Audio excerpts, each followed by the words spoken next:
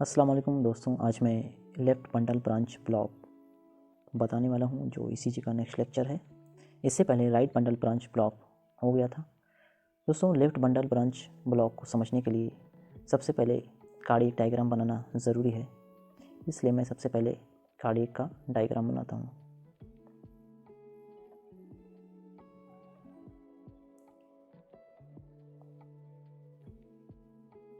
दोस्तों, आप लोगों को मालूम है कि इम्पल्स ऑफ द हार्ट सबसे पहले एसए नोड से जनरेट होता है और एबी नोड की तरफ जाता है।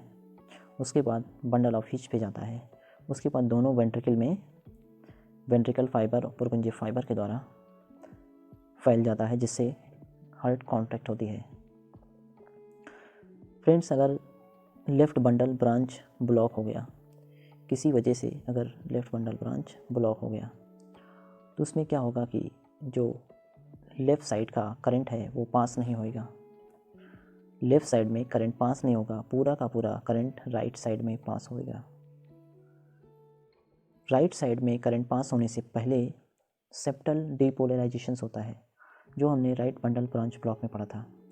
नॉर्मली सेप्टल डीपोलराइजेशन जो होता है वो लेफ़्ट टू राइट होता है, यानी लेफ़्ट से राइट की तरफ होता है, लेफ़्ट टू राइट होता है। लेकिन फ्रेंड्स, जब लेफ़्ट साइड का कंडक्शंस ब्लॉक है तो सेप्टल डीपोलराइजेशंस लेफ़्ट टू राइट के बजाय राइट टू लेफ़्ट हो जाएगा। यहाँ पे राइट टू लेफ़्ट हो जाएगा कंडक्शंस, इस तरह से।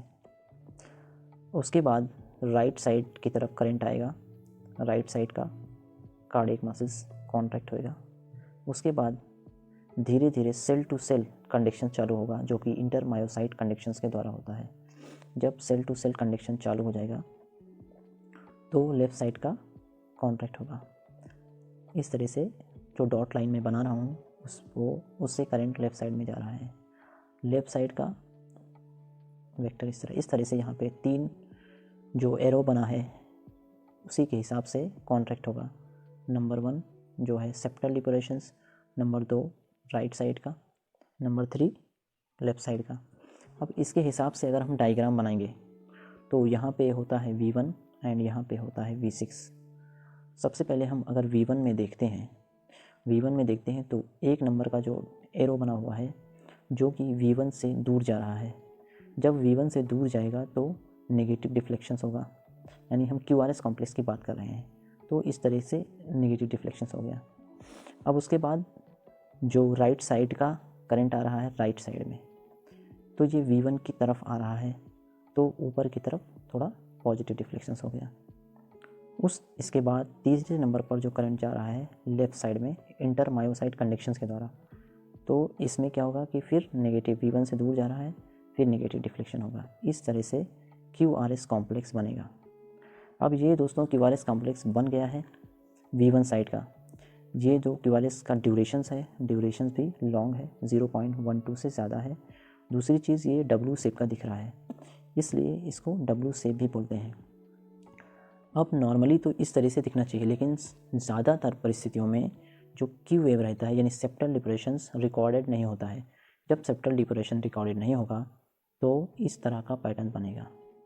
तो फर्स्ट नेगेटिव डिफ्लेक्शंस को हम क्या बोलते हैं?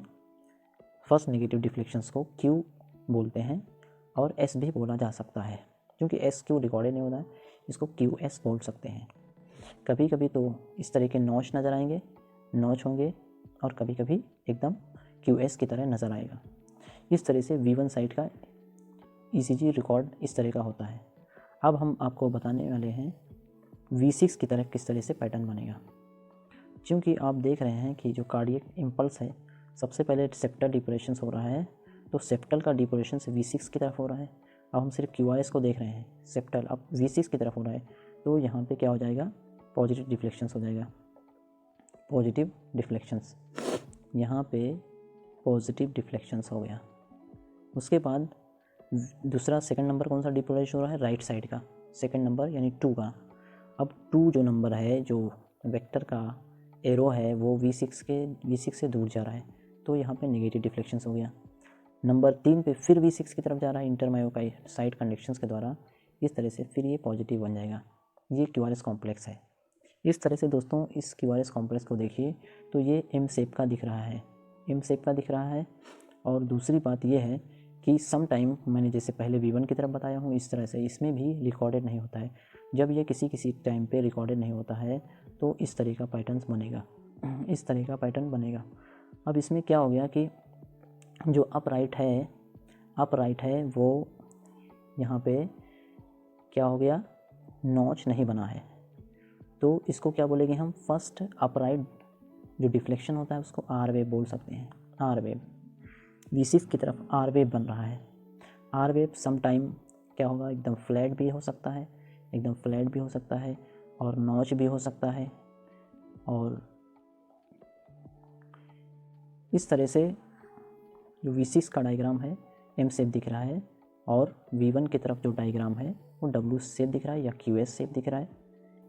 अब V6 और जिस तरह से V6 लेफ़्ट साइड में इस तरह से 1 एंड AVL भी कहाँ पे होता है, 1 एंड AVL भी लेफ़्ट साइड में होता है।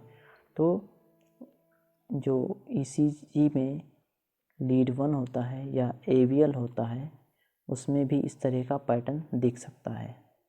इस तरह से left bundle branch block complete हुआ।